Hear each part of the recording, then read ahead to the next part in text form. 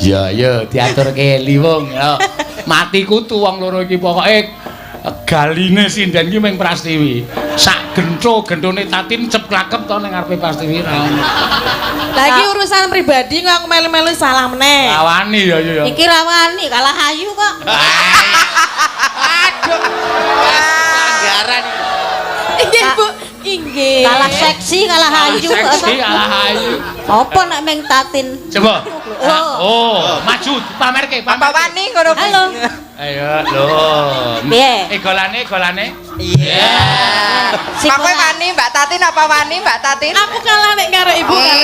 Kalah. Nang menange siji aku. Ngapa? Rada dhuwur. Oh, Ngece. Wis. Ngece. ya apa-apa cendek kok wis ben kok. Ya apa-apa. Ning ayu, golane ya apik. Rasah muni ngono, mau wis kok saiki melek ayu. Aku elek ayu kowe. Dan ora. Ayo dadi malih ngapa? Gampang malik aku.